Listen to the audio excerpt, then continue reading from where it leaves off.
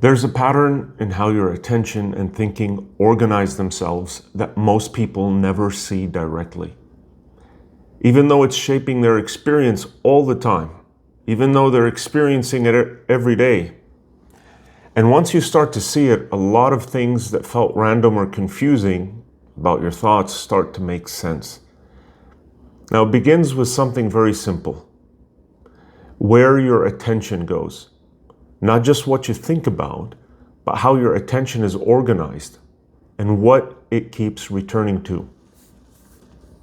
Because when your attention repeatedly turns inward onto yourself, it doesn't just change your thoughts in the moment. It changes how you learn, how you store patterns, and how those patterns keep running later on. By the way, if you're finding these videos helpful, please feel free to like and subscribe so you don't miss future videos like this. So think about this in a real situation. You're doing something basic, talking to someone, you're working, you're trying to focus. And at first, a bit of self-awareness is normal. You check yourself, you adjust, you make small corrections. But now imagine that doesn't fade. Instead, your attention keeps coming back to you. How am I doing? Am I getting this wrong? What does this mean about me? And this isn't occasional, it's continuous. And when that starts to happen, is that you don't just perform the task anymore, you perform the task while watching yourself perform it. And that changes how the skill develops. So instead of becoming smooth and efficient, it becomes tied to constant monitoring, right? So even later, when you know how to do something, part of your attention is still stuck checking, evaluating, controlling.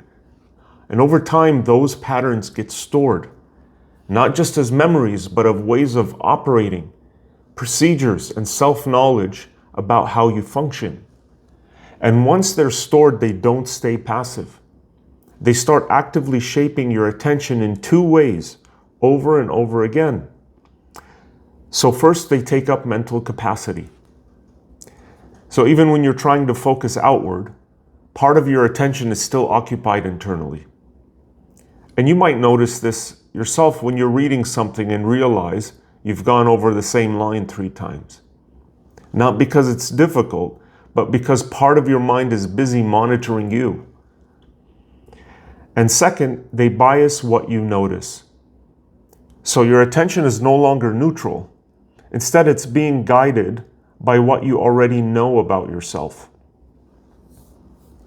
You walk into a situation, right? And your attention automatically starts picking up things that match those internal patterns, like signs of threat, signs of failure, signs that something is off. And this can happen even when nothing is clearly negative, right? It's like being primed. So you end up in a situation where your processing is already primed to be guided by negative beliefs, for example, even before anything obvious has happened.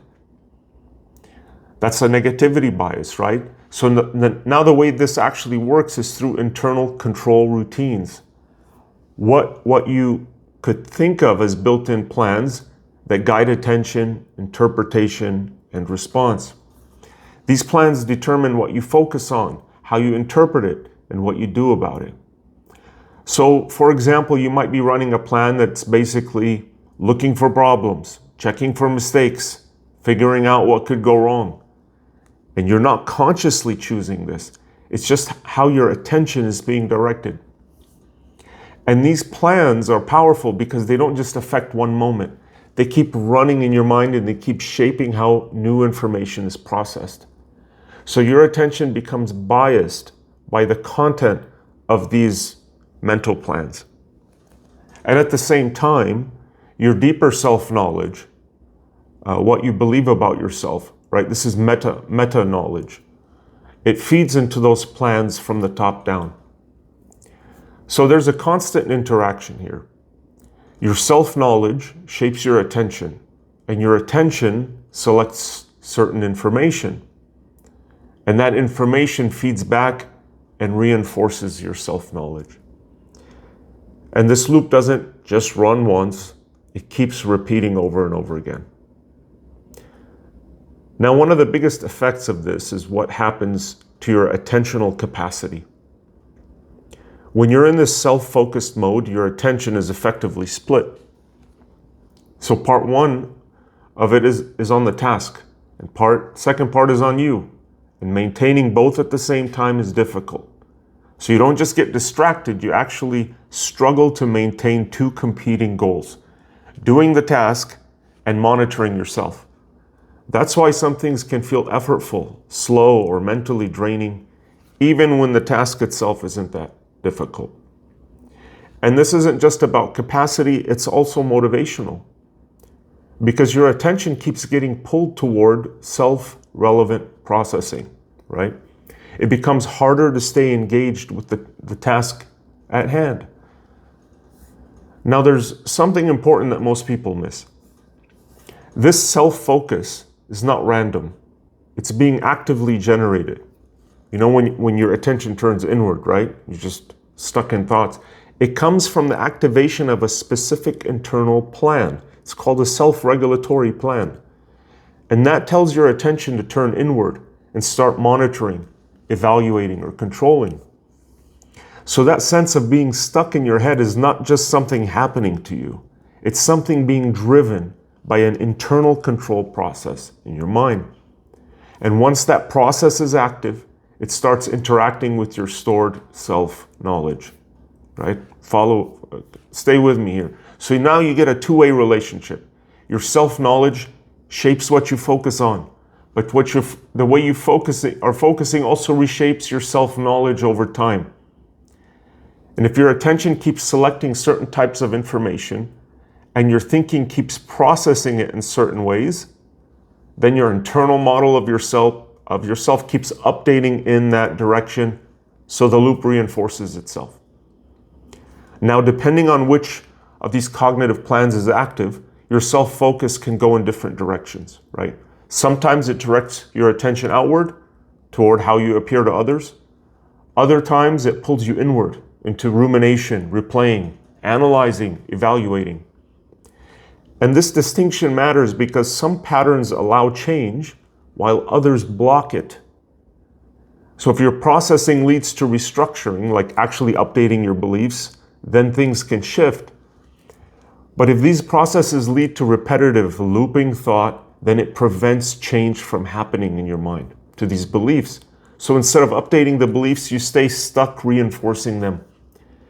And this is where the loop becomes very clear.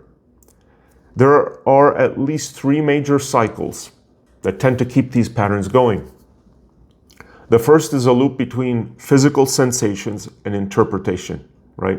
You feel something in your body, maybe your heart rate increases. So your attention shifts inward, and you interpret that sensation as a problem or a threat.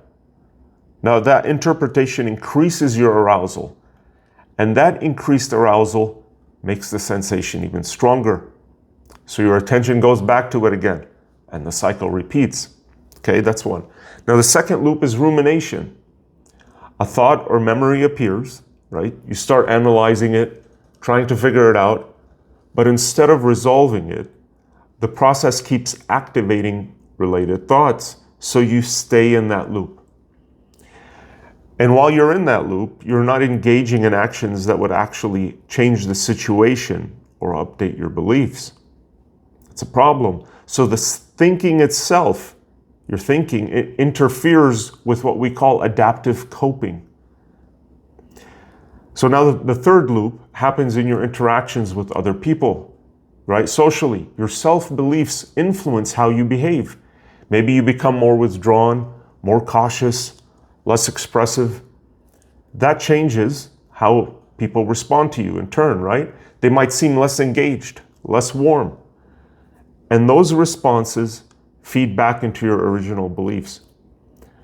It's like self-fulfilling, right? So your internal plans and your external environment start to reinforce each other. So now, even though anxiety, depression, obsessive thinking, they all look different on the surface, right? They share the same underlying structure. They all involve excessive self-focus and attention being guided by maladaptive knowledge, right? It's dysfunctional. The difference is in the content. In depression, your appraisals tend to revolve around loss and failure. Your strategies become more emotion-focused, and you reduce effort or engagement. So you end up in a pattern where your goals aren't met, and that reinforces the same beliefs. Like in anxiety, for example, your appraisals are about future threat and danger. So your attention is scanning for risk, and your strategies focus on preventing something bad from happening. But that keeps your attention locked onto threats. Now, there are also individual differences between people that come into this as well. Some people have a stronger tendency towards self-focus because the routines that activate it are more accessible. And some people have more accessible negative self-knowledge, which makes the whole process more likely to go in a negative direction. Right? So personality traits and current mental states interact. Now, when your self-focus increases, it amplifies whatever is already there. Underneath all of this, there are also faster, more automatic processes. You've probably heard of this before. Through repeated experience, certain reactions of yours become strongly linked to certain situations. So something can trigger a response in you before you've even had the time to consciously interpret it. For example, you might feel a sudden wave of anxiety in a situation without immediately knowing why. That's a lower level process that's activating. And in some cases, especially when someone has been exposed to strong or repeated stress or trauma, these lower level automatic patterns can become very well developed, unfortunately. They can generate emotional responses quickly, efficiently, but they're not necessarily accurate or helpful. And these patterns can form early, before more complex, like you develop more, you have better understanding, so they could shape how your higher level beliefs are built later on. And even if you change your beliefs at a higher level, those lower level automatic patterns can still fire.